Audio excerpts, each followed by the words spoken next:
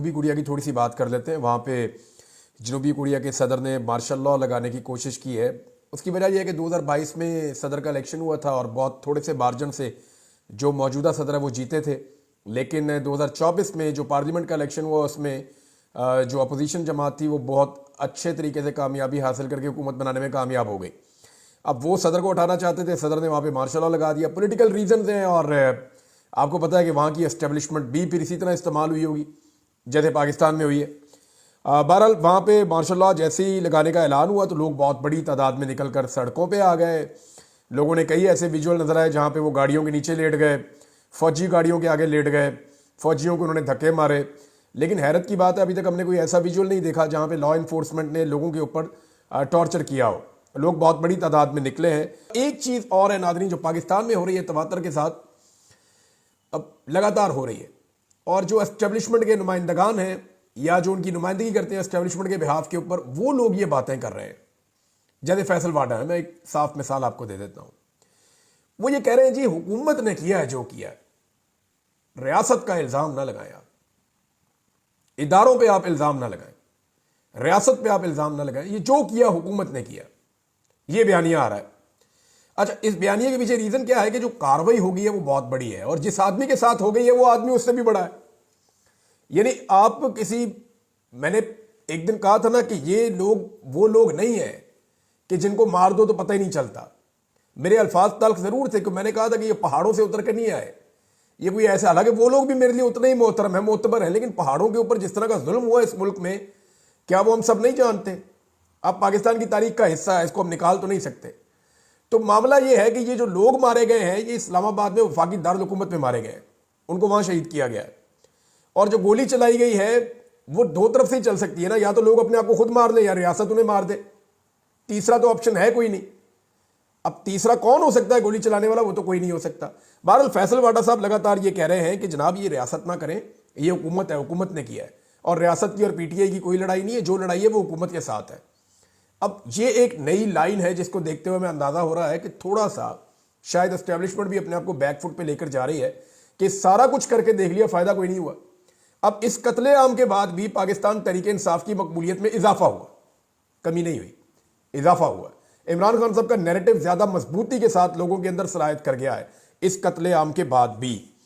अच्छा, एक चीज और जो बड़ी बारीक वारदात हो रही है वो मैं आपके सामने रख देता हूं। इमरान खान साहब के ट्विटर को डिस्क्रेडिट करने की कोशिश की जा रही है। देखें, इस वक्त इमरान खान की जो आवाज के अंदर एक मजबूती है, उसमें एक बड़ा रीजन एक तो उनका सोशल मीडिया है जो पूरी दुनिया के अंदर आवाज उठाता है उनके लिए। उनके ओवरसीज पाकिस्तानी है जो बाहर बैठकर दिलेरी के साथ बात कर सकते हैं। पाकिस्तान के अंदर जरा थोड़ा मुश्किल होता है बात करना, लोगों ने बाकी काम भी करने होते हैं।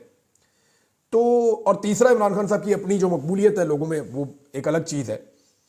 लेकिन इमरान खान साहब का अपना जो ट्विटर हैंडल है जिसके ऊपर 21 मिलियन सब्सक्राइबर्स हैं, ये पाकिस्तान में सबसे ज्यादा है। इमरान खान साहब का किसी से कोई मुकाबला नहीं है पाकिस्तान में फॉलोइंग के हवाले से। ट्विटर पे सबसे ज्यादा पाकिस्तानी इमरान खान साहब को फॉलो करते हैं, और ये कोई ऐसा नहीं है कि इमरान खान साहब के फॉलोअर्स जाली है, ये ऑर्गेनिक है। यानी अगर आप देखेंगे मरियम नवाज ट्वीट करें तो बहुत थोड़े से रीट्वीट होते हैं, बहुत थोड़े से। यानी मेरे फॉलोअर्स बहुत कम हो गए मरियम नवाज से, सिद्दीक जान के भी बहुत कम हो गए मरियम नवाज से, लेकिन अहमद फरहाद साहब हैं हमारे, उनके बहुत कम है मरियम नवाज से, लेकिन उनके ट्विटर की रीच मरियम नवाज से ज्यादा है। उसकी वजह यह है कि उनके जो है वो फॉलोअर ऑर्गेनिक है, मरियम नवाज के फॉलोअर ऑर्गेनिक नहीं है, उन्होंने 2 नंबर तरीके से किए। भारत इमरान खान साहब के 21 मिलियन फॉलोअर्स हैं ट्विटर के ऊपर और ऑर्गेनिक फॉलोअर्स हैं, और बड़ा लंबे अरसे की उनकी हिस्ट्री है अकाउंट की, तो उसको डिस्क्रेडिट करने की कोशिश की जा रही है। फैसल वाडा ने इसके ऊपर एक स्टेटमेंट दिया और इमरान खान साहब के ट्विटर अकाउंट को डिस्क्रेडिट करने का मतलब क्या है, इसको जरा समझें आप। कि जो इंफॉर्मेशन वहां से आती है ना, लोग उसके ऊपर यकीन करते हैं और उसको फैलाते हैं हर तरफ। तो इसको डिस्क्रेडिट करने का मतलब यह है कि इमरान खान साहब की बात सिर्फ बाहर वही पहुंचे जो बात इमरान खान साहब को जो लोग मिलने के लिए जाते हैं उनके जरिए बाहर आए, और नॉर्मली जिनको इजाजत मिलती है मिलने के लिए उनको कॉम्प्रोमाइज भी करवाया जाता है। तो ट्विटर को जो है वो कोशिश की जा रही है कि डिस्क्रेडिट किया जाए और लोगों के दिलों में शक डाला जाए, पता नहीं ये बात इमरान खान ने की है या नहीं की। लोगों के दिलों में ये वहम पैदा किया जाए। यानी कल जब इमरान खान साहब का, एक दिन पहले की बात है, परसों عمران خان صاحب کا جب ایک ٹویٹر کے اوپر ٹویٹ آیا تو میں نے ان کی پارٹی کے لوگوں سے رابطہ کیا. میں نے ان سے پوچھا کہ جی کیا میں یہ آپ سے پوچھ سکتا ہوں کہ یہ جو ٹویٹر کے اوپر بھی ٹویٹ عمران خان صاحب کا آیا, آج دن کو جو سٹیٹمنٹ آیا تھا جو پارٹی کے لوگوں نے باہر آ کر دیا تھا, جیسے کہ بیرسٹر گوہر, علی محمد خان وغیرہ آئے تھے, انہوں نے آ کر بولا, میں نے کہا یہ اس سے مختلف کیوں ہے؟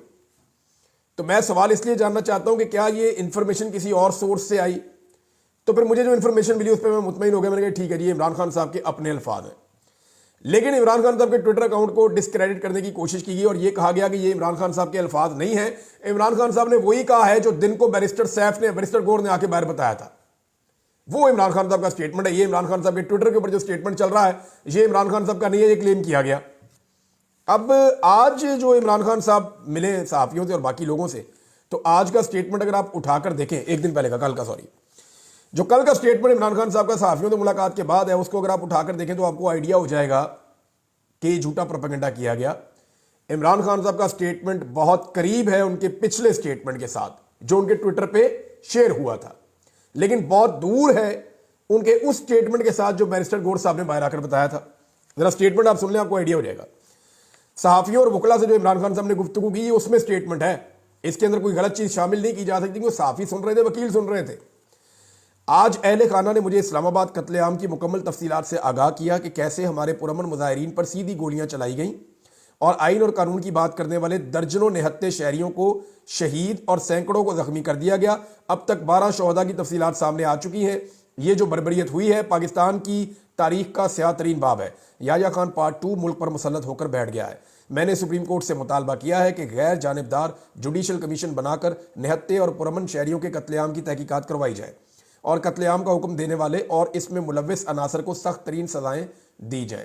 میری اس معاملے پر مزید مشاورت جاری ہے اور میں تفصیلات اکٹھی کر رہا ہوں. ہم اس معاملے کو ایسے نہیں چھوڑیں گے. اگر کسی کو لگتا ہے کہ ایسے خوف پیدا کرنے سے عوام چپ بیٹھ جائیں گے تو یہ اس کی خام خیالی ہے. ہم اس ظلم کے خلاف تمام عالمی فورمز پر اپنی آواز بلند کریں گے. تحریک انصاف کی قیادت کو ہدایت کی ہے ذمہ داران بشمول شہباز شریف اور محسن نقوی پر FIR کٹوائیں. دنیا کے کس ملک میں جمہوری احتجاج پر یوں سیدھے فائر کھولے جاتے ہیں؟